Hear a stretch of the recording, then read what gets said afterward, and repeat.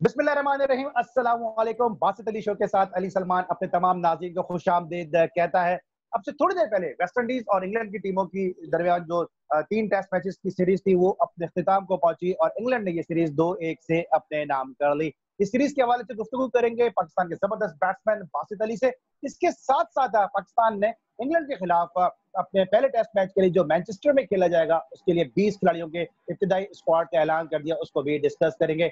बासित भाई कैसे आप, खैरियत से हैं, ठीक-ठाक हैं? आपकी दुआ चाहिए अली।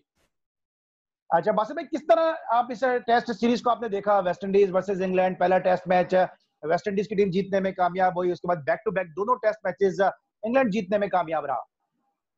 मेरे ख्याल है पहला मैच ना ही जीतती तो ज्यादा बेहतर था। मतलब समझ में नहीं आया पहला मैच जीतने के बाद जिस तरह बलंडर करा है दोनों दफा टॉस जीत के बैटिंग करने का, और स्पेशली आखिरी टेस्ट मैच में तो 2 स्पिनर भी खिला दिया अली, और सोने पे सुहागा स्पिनर खिलाने के बाद चौथी बारी कर रहे हैं। मतलब समझ नहीं आया क्या कहूँ। बस यही कहूंगा कि जो इंग्लैंड चाह रहा था इंग्लैंड ने अचीव कर लिया। जिस तरह कितने मिलियन पाउंड देके वेस्ट इंडीज को बुलाया था, टीवी राइट्स का उन्हें बहुत ज्यादा फायदा हुआ होगा, प्लस 80 पॉइंट उन्होंने ले लिए।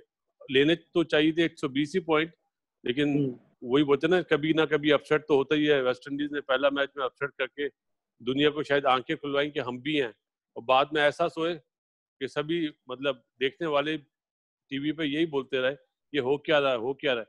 जब मैच खत्म हुआ अली, उसके कोई मेरे ख्याल है आधे घंटे बाद जब से बारिश शुरू हुई और अभी तक बारिश हो रही है मैनचेस्टर में, क्योंकि प्लानिंग नजर नहीं आई। जिस तरह बैट शॉट मार के आउट हो रहे थे, एलबीडब्ल्यू, मतलब ड्राफ्ट तो कर ही नहीं रहे थे। मुझे लगता है होम सिक हो गए, या तो होम सिक हो गए या फिर सीपीएल अभी शुरू होने वाली है, तो शायद उसकी वजह से जल्दी जाना है, इसलिए उन्होंने कहा कि चलो बस भागो।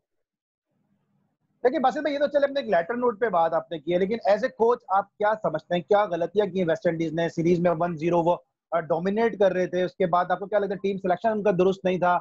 इस तरह भी आपने खुद भी कहा कि दोनों टेस्ट मैचेस में उन्होंने दोनों मरतबा टॉस जीत के पहले खुद जो है वो बैटिंग ले ली और फील्डिंग ले ली, और फिर चौथी इनिंग में उनको बैटिंग करने का मौका मिला। अली देखो, हमेशा याद रखो, टेस्ट मैच हो गए या 4 डे क्रिकेट हो गई, इसमें कभी भी पहले दिन का नहीं सोचते, हमेशा रिजल्ट का सोचते हैं कि रिजल्ट में आपने क्या अचीव करना है। और मेरा ख्याल है जब पहले दिन इन्होंने टॉस जीत के जब बॉलिंग करी, तो माइकल होल्डिंग से मेरी बात हो रही थी, तो उसने कहा, मुझे कहा था कि क्योंकि कल भी मतलब सेकंड डे बारिश है और आइंदा आने वाले दिनों में बारिश है, तो मैंने कहा यहाँ तो 2 स्पिनर खिलाने के बाद पहले बारी लेनी चाहिए थी। तो उसने एक ऐसा लाइटर मूड में कहा कि मुझे ऐसा लगता है कि इंग्लैंड ने 5 फास्ट बॉलर खिलाए तो शायद डर गए, इसलिए बैटिंग नहीं कर रहे। लेकिन मेरा ख्याल है कि डरने वाली बात तो उसने लाइटर मूड में कही थी, लेकिन बैड प्लानिंग। मैं कहूंगा कि पहला मैच जीतने के बाद मुझे लगता है कि उन्होंने अपनी गलतियों से सीखा नहीं, इसीलिए मैं हमेशा कहता हूँ जीतने के बाद अपनी गलतियों पर ज्यादा नजर रखनी चाहिए। और दूसरी तरफ ब्रॉड के लिए आप क्या कहेंगे? पहला टेस्ट मैच उनको ड्रॉप किया गया, उन्होंने मायूसी का भी इजहार किया, फिर इस टेस्ट मैच में उन्होंने बड़ा जबरदस्त 10 विकेटें हासिल की, 500 विकेट का हॉल उन्होंने हासिल किया, और 7 अब तक जो बॉलर हैं उन्होंने 500 विकेटें टेस्ट क्रिकेट में हासिल की हैं, उसमें से सिर्फ 4 फास्ट बॉलर हैं। स्टुअर्ट ब्रॉड के लिए आप क्या कहेंगे?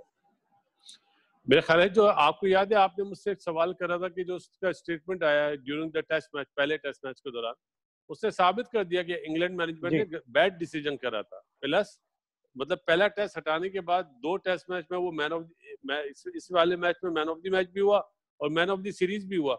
उसने अपनी परफॉर्मेंस से साबित किया। और मेरा ख्याल है ये जो हमारे यंगस्टर हैं दुनिया में जहां जहां खेलते हैं, चाहे एशिया में हो, पाकिस्तान, इंडिया, बांग्लादेश, अपना श्रीलंका, उनके लिए बहुत जबरदस्त उसने मिसाल कायम करी है कि अपने बाजुओं पे यकीन करो यार। अपने आप में आप इतना कॉन्फिडेंस होना चाहिए कि अपने अपने परफॉर्मेंस से आप सबको बोलो कि वो गलत है, मैं सही था। इससे अच्छी मिसाल मेरा ख्याल है जो बोर्ड ने दे दी है, मुझे तो सीखने का मौका मिला, मेरा ख्याल है बच्चों को भी सीखने का मौका मिलना चाहिए। बस में कितना मुश्किल होता है एज ए प्रोफेशनल क्रिकेटर? मैं आपसे जानना चाहूंगा, बहुत सारे आपको यंगस्टर भी इस वक्त देख रहे हैं, कितना मुश्किल होता है कि जब आपके ऊपर एतमाद का इजहार नहीं किया जाता, फिर आपका कमबैक होता है, एडिड आप पे प्रेशर होता है कि टीम में अपने आपको कमबैक भी करना है और फिर परफॉर्मेंस ऐसी देनी कि दूसरों को गलत भी साबित करना है। अली बिल्कुल सही बात, बहुत अच्छा सवाल किया। बहुत ज्यादा प्रेशर होता है। अगर हमारे एशिया में अगर एक लड़का 1 महीने या 2 महीने टीम से बाहर हो जाता है, उसका आके परफॉर्मेंस करना बहुत बड़ी बात होती है। उसका मेंटली स्ट्रांग होना बहुत बहुत जरूरी होता है। और मेरे ख्याल है इसकी प्राइम मिसाल मैं आपको देता हूँ, हमारे यूनुस खान, जो उसके साथ हुआ 15 महीने। वो मतलब पीसीबी ने उसको जब जब एजाज भट्ट साहब चेयरमैन थे, टीम में नहीं आने दिया। उसके बाद जब वो आया तो उसने परफॉर्मेंस ही दी। इस तरह सरफराज ने परफॉर्मेंस दी जब कमबैक करा, उसके बाद उसने पीछे नहीं देखा मुड़ के। तो ये वो चीजें होती हैं जो हमारे यंगस्टर को सोचना चाहिए और इस तरह का अपने आप में चैलेंज लेना चाहिए। अमूमन अब अफसोस के साथ कहना पड़ता है, आजकल हमारे जो बच्चे हैं यंगस्टर, मतलब 50% क्रिकेट पे ध्यान है, 50% उनका मोबाइल कोचिंग पे ज्यादा ध्यान होता है, जो गलत है। और अपने नाज़रीन के साथ थोड़ा सा शेयर भी करते चले कि आज जब हम ये शो रिकॉर्ड कर रहे हैं, आज 28 जुलाई है और आज स्टुअर्ट ब्रॉड ने जिस तरह परफॉर्मेंस दी, उन्होंने 10 विकेटें भी हासिल की। इसके अलावा एक मौके पे जब इंग्लैंड के 280 पे 8 खिलाड़ी आउट हो गए थे, फिर 8वें नंबर पे आके उन्होंने 10वें नंबर पे आके उन्होंने बड़ी जबरदस्त एक ऐसी बारी खेली जिसने इंग्लैंड को एक बड़ा अच्छा टारगेट सेट करने का मौका दिया। उन्होंने 60+ रन की इनिंग खेली, लेकिन इस दिन का उन्होंने हक अदा कर दिया। वास्तव में बड़ा इंटरेस्टिंग होगा कि जो 28 जुलाई जहां ये ऑलराउंड परफॉर्मेंस दी है स्टुअर्ट ब्रॉड ने, ये दिन ही ऑलराउंडर्स के नाम है और आज के दिन का हक अदा कर दिया, क्योंकि 1936 में आज ही के दिन गैरी सोबर्स पैदा हुए। इसके अलावा 1970 में आज ही के दिन पॉल स्टैंक पैदा हुए और पॉल स्टैंक वो प्लेयर हैं कि जब शेखुपुरा में वसीम अकरम ने 257 रन की इनिंग खेली, सकलैन ने 100 किया, तो वहां पे ना सिर्फ उन्होंने पाकिस्तान के खिलाफ 100 किया था बल्कि 5 विकेटें भी हासिल की थी। इसके अलावा आज ही के दिन जो है वो जैकब ऑरम 1978 में पैदा हुए। ये तीनों बड़े जबरदस्त ऑलराउंडर। और इसके अलावा आज ही के दिन यानी 28 जुलाई को 1977 में इयन बोथम का टेस्ट डेब्यू हुआ। तो आपको लगता है कि स्टुअर्ट ब्रॉड ने ऑलराउंडर होने का हक अदा कर दिया और एक ऐसे दिन जब तमाम ऑलराउंडर्स की यादें किसी न किसी हवाले से जुड़ी हैं, आज जो उन्होंने प्रूव किया कि वो एक अच्छे ऑलराउंडर है। उससे ज्यादा प्रूफ तो आपने कर दिया अली। ये वो बातें कहाँ कहाँ तुम्हें याद रहती है? ये मतलब तुम्हारा दिमाग है या कंप्यूटर है? माशाल्लाह, अल्लाह ताला नजर से बचाए।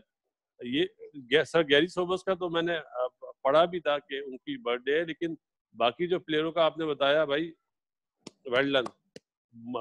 मतलब आंख पे मुंह से सुना, बहुत खुशी हुई। और थैंक यू सो मच जो बासित जुमला भाई। आपने लेकिन जो जो जुमला आपने बोला ना, मेरा ख्याल है 28 जुलाई जो है ऑलराउंडर्स का ही दिन बोलना चाहिए अब तो। स्टुअर्ट ब्रॉड को समझते हैं कि उन्होंने पाकिस्तान के खिलाफ भी एक बड़ी जबरदस्त उन्होंने एक सेंचुरी स्कोर की थी और अब अभी भी उन्होंने इस मैच में स्कोर किया। आप as a batsman, as a coach क्या समझते हैं कि स्टुअर्ट ब्रॉड को क्यों England as an all-rounder groom नहीं कर रहा? ये तो उस पे प्लेयर पे ज्यादा डिपेंड करता है। मेरा ख्याल है जब उसने हमारे अगेंस्ट 100 करा था तो उसका नंबर ऊपर आना चाहिए था, लेकिन वो डे बाय डे नीचे ही जा रहा है। अब वो 10वें नंबर का बैट्समैन तो नहीं है ना। मेरा ख्याल है जिस तरह वोक्स के लिए वोक्स ऊपर आता है तो चांस लेना चाहिए था, लेकिन इंग्लैंड की मैनेजमेंट पे डिपेंड करता है कि वो क्या सोचते हैं उसके बारे में। इसलिए ये चीज भी सोच सकते हैं कि इंजरी ना हो जाए, बॉलिंग करवानी होती है। मेन बॉलर बन गया पहला टेस्ट मैच, बाहर होने के बाद मेन बॉलर था। और मतलब एक चीज देखने को ये खुशी हुई कि एक बॉलर जिसने 600 आउट करे हुए, एक बॉलर जिसने 500 आउट करे हुए, और मतलब उसकी भी 500वीं विकेट जो थी वो ब्रेथ वेक थे और इनकी भी 5वीं विकेट और 500वीं विकेट सेम बैट्समैन थे। तो ये भी एक रिकॉर्ड होगा जो अभी मैंने आज पढ़ा था, कमेंट्री सुन रहा था, तो ये शेयर करता चलूं आपसे। जी हाँ, लॉर्ड्स में जेम्स एंडरसन ने आउट किया था 2017 में क्रेग ब्रैथवेट को और 500वीं विकेट हासिल की थी। और यहाँ पे स्टुअर्ट ब्रॉड ने भी जब एलबीडब्ल्यू किया ब्रैथवेट को तो उनकी 500 विकेट थी। अब ये बताइएगा कि इस सीरीज से इंग्लैंड को क्या फायदा होगा, क्योंकि अब हम यहाँ से सफर करेंगे पाकिस्तान और इंग्लैंड का जो दरमियान जो सीरीज खेली जाएगी मैनचेस्टर में पहला टेस्ट मैच खेला जाएगा। इंग्लैंड को कितना यहाँ पे एडवांटेज हासिल होगा जब पाकिस्तान के खिलाफ वो 5 अगस्त को इसी मैदान पे खेलने के लिए उतरेगा? दोनों की टीमों में फर्क है। वेस्ट इंडीज को आप कंपेयर नहीं कर सकते पाकिस्तान से। जो इस सीरीज में मुझे जो सबसे ज्यादा मेरे लिए जो एक चीज हुई ना, बीइंग अ कोच, आपने देखा होगा अली, पूरी सीरीज में 2 सेंचुरियां बनी है। एक अपना शिबली भाई आपको याद होगा, हमारा एक जुबिल का विकेट कीपर था, हैदराबाद से बिलोंग करता था। तो शिबली, उसको हम शिबली भाई बोलते हैं। शिबली ने 100 करा और बेन स्टोक्स ने 100 करा। लेकिन हैरत है कि पूरी सीरीज में स्लिप में लोग बहुत कम आउट हुए। अमूमन आप देखें इंग्लैंड में स्लिप में बहुत ज्यादा लोग, कॉट बेन और स्लिप तो बहुत ज्यादा आउट होते हैं, लेकिन वाइट सीरीज होगी जिसमें स्लिप में कैचेस बहुत कम हुए। इसका मतलब है कि पिचेस का म्यार जो पहले होता था, जो स्विमिंग कंडीशन होती थी, वैसी पिचेस नहीं थी। और अगर इस तरह की पिच बनी तो पाकिस्तान के लिए बहुत फायदेमंद होगा, ये मेरा अभी से मानना है। लेकिन पिच कौन सी बनेगी जब देखूंगा, जब ज्यादा अच्छी तरह बात करूंगा। लेकिन अभी से कह रहा हूँ पाकिस्तान के लिए सीरीज जीतने का बड़ा अच्छा चांस है। ठीक है, और इंग्लैंड अब जो है वो आईसीसी टेस्ट चैंपियनशिप में, क्योंकि उसने 2 टेस्ट मैचेस जीत लिए, तीसरे नंबर पे है। उसके 260 पॉइंट हो गए, उससे ऊपर जो है वो 296 पॉइंट के साथ ऑस्ट्रेलिया, उसके बाद फिर भारत है। तो अब मुकाबला आपको अच्छा लग रहा है? इस पॉइंट टेबल पे एक जंग नजर आ रही है आपको?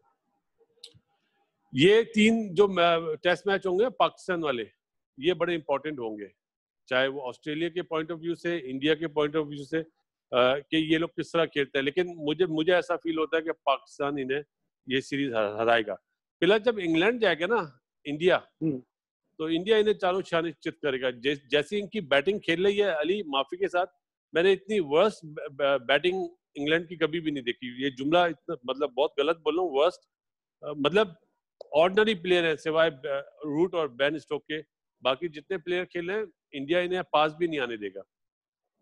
ठीक है बासित भाई, अब जो 20 खिलाड़ियों के नामों का ऐलान हुआ पहले टेस्ट मैच के लिए पाकिस्तान के, उसमें हमने देखा कि इफ्तिखार अहमद जो है वो बाहर हो गए, क्योंकि सब एक्सपेक्ट ये कर रहे थे कि शायद इफ्तिखार अहमद को रखा जाए। अब सवाल ये पैदा होता है, जो 20 प्लेयर्स हैं उसमें फिर फवाद आलम की क्या जगह बन सकेगी पाकिस्तान की मिडिल ऑर्डर बैटिंग में, या आप समझते हैं कि फवाद आलम को अभी भी बाहर बैठना पड़ेगा?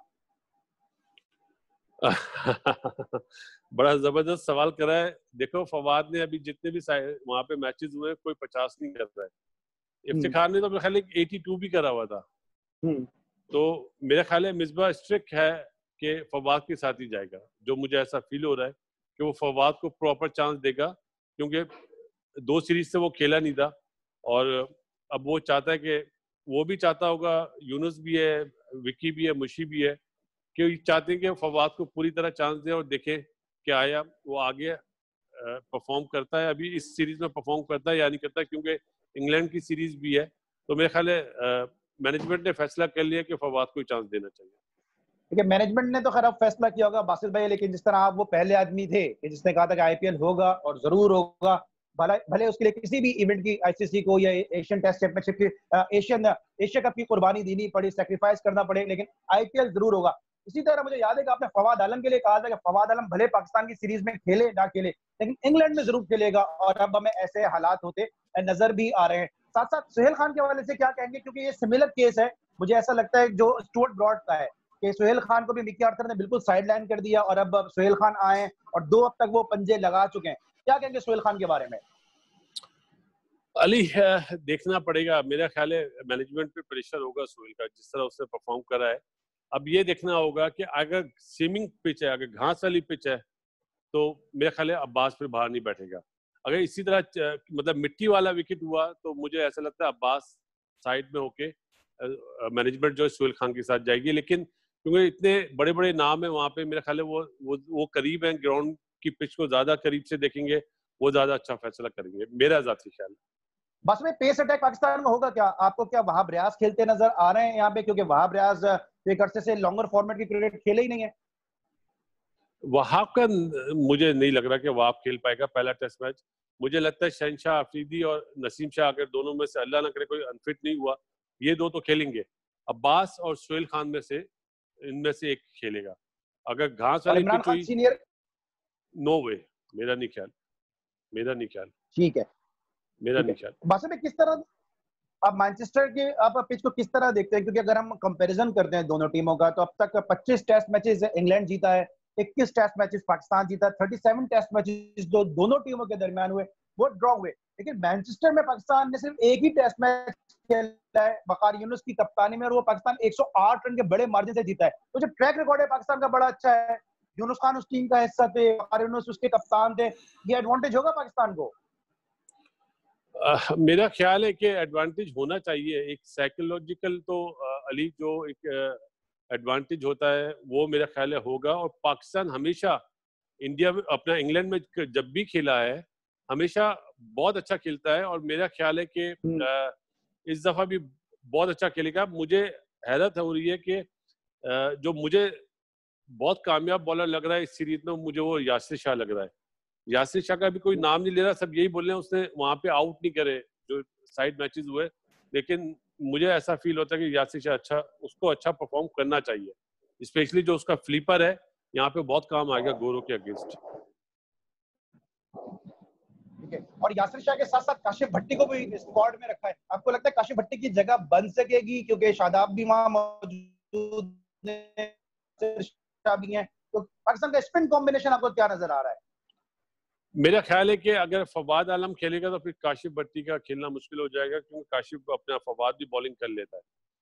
पहले टेस्ट मैच में हो सकता है शायद 2 लेग स्पिनर ना खेलें, क्योंकि 2 टेस्ट मैच फिर दूसरे ग्राउंड में होंगे, वहां पे शायद देखा जाए कि 2 स्पिनर खेले जाएं, लेकिन पहले टेस्ट में काशिफ भट्टी भी मुझे नजर नहीं आ रहा और शादाब भी नजर नहीं आ रहा। और बासित भाई, अब जो 20 खिलाड़ियों का ऐलान हुआ उसमें 2 विकेट कीपर्स हैं, कोई जस्टिफिकेशन बनती है 2 विकेट कीपर सरफराज और रिजवान, जबकि रिजवान इस सीरीज में जो अब तक side matches intra squad matches खेले गए उसमें अब तक बड़े जबरदस्त बैट्समैन साबित हुए हैं। अली, अगर आपने देखा हो एशेज सीरीज जो हुई थी उसमें 3-3 विकेट कीपर भी खेले, 2-2 विकेट कीपर तो खेल ही रहे थे। वो इसलिए खेल रहे हैं कि अल्लाह ना करे कोई बॉल ना लग जाए, रिप्लेसमेंट के लिए फिर विकेट कीपर ही आएगा, क्योंकि आबिद अली से तो चांस नहीं ले पाएंगे ना वो टेस्ट मैच में विकेट कीपिंग कराने का। तो उस बेस पे मुझे ऐसा फील होता है कि सरफराज को रखा है, और मेरा ख्याल है कि आइंदा आने वाले 2-3 दिनों में मिसबा को चाहिए कि 15 लड़के अनाउंस कर दे, 20 का बटन मत ले, लेकिन क्योंकि आफ्टर कोविड-19 ये सीरीज हो रही है, तो कुछ जहन में उन लोगों के होगा कि अल्लाह ना करे कोई मसले मसाइल ना हो जाए, उस वजह से शायद 20 का स्क्वाड ऐलान कराए, लेकिन might be I am wrong कि अल्लाह ना करे किसी को कुछ हो, लेकिन जो फर्स्ट चॉइस है वो रिजवान ही होगी। देखिए बासित भाई, सरफराज तो जब भी विकेट कीपिंग कर सकेंगे ना, जब वो 11 में शामिल होंगे, तो आपको लगता है कि सरफराज की फाइनल 11 में जगह बन सकेगी? अभी तो पहले टेस्ट मैच में तो नहीं अली, पहले टेस्ट मैच में तो नहीं। फिर तो जिस तरह आप कह रहे हैं, अगर बॉल खुदा ना करे कोई इंजरी होती है तो फिर आबिद अली पे ही हमें जाना पड़ेगा रिजर्व विकेट कीपर के लिए। नहीं, मुझे लगता है रिप्लेस अभी कोविड के बाद एक रिप्लेस की इजाजत दी हुई है कि अल्लाह ना करे कोई कोविड पॉजिटिव आ जाए तो उसकी रिप्लेस दी हुई है, मेरा ख्याल है इस दफा की जो एसओपीज बनी है। बिल्कुल उसकी रिप्लेसमेंट है। हाँ, तो उसकी वजह से शायद सरफराज को रखा है। एहतियात जरूरी है, हर शोबे के लिहाज से एहतियात करनी चाहिए अली। ठीक है बासित भाई, thank you so much for your time. और जाने से पहले फाइनल नोट पे कुछ कहना चाहेंगे? वही दुआ कि जो अल्लाह ताला से हमेशा दुआ करता हूँ कि या अल्लाह पाक कोरोना को जल्दी से ख़त्म कर दे, और कहीं पे भी ये मसले हैं आपको पता पूरी दुनिया में छाया हुआ है, अल्लाह ताला जल्दी से ख़त्म कर दे। प्लस एक चीज़ और भी कहूँगा कि जो हमने बात करी अबाउट आईपीएल, जो आपने बात करी थी कि आईपीएल होगा, तो एक अच्छा साइन एक और भी है, इंशाल्लाह उस पर भी प्रोग्राम करेंगे अबाउट श्रीलंकन सीरीज, क्योंकि मुझे व्हाट्सएप पे बहुत सारे मैसेजेस आए हुए हैं कि उस पर भी बात करें। तो अभी तो ये टाइम कम है, इंशाल्लाह फिर 1-2 दिन बाद श्रीलंकन में जो प्रीमियर लीग हो रही है उस पर भी जरूर बात करेंगे। Thank you so much Basit भाई, हमारे साथ मौजूद थे जिन्होंने West Indies versus England series को सम अप किया। इसके साथ साथ उन्होंने अपनी एक्सपर्ट कमेंट दिए पाकिस्तान और इंग्लैंड के दरमियान जो अपकमिंग सीरीज है। हम उम्मीद करते हैं कि आपको हमारी आज की कोशिश, आज की ये काविश आपको पसंद आई होगी। इस तरह हम हमेशा कहते हैं कि आपको हमारा शो पसंद आ रहा है तो आप बेल आइकन का बटन प्रेस करें, लाइक कीजिए, सब्सक्राइब कीजिए, शेयर कीजिए, और साथ में कमेंट्स जरूर कीजिए, क्योंकि आपके कमेंट्स हैं वो हमारे लिए बहुत वैल्यूएबल होते हैं, और उनको देख के, उनको पढ़ के हम अपने शो को बेहतर से बेहतर बनाने की कोशिश करते हैं। अली सलमान, इजाजत दीजिए, इंशाल्लाह अगले किसी शो में आपसे फिर मुलाकात होगी। आपका बहुत ख्याल रखिए, अल्लाह हाफिज।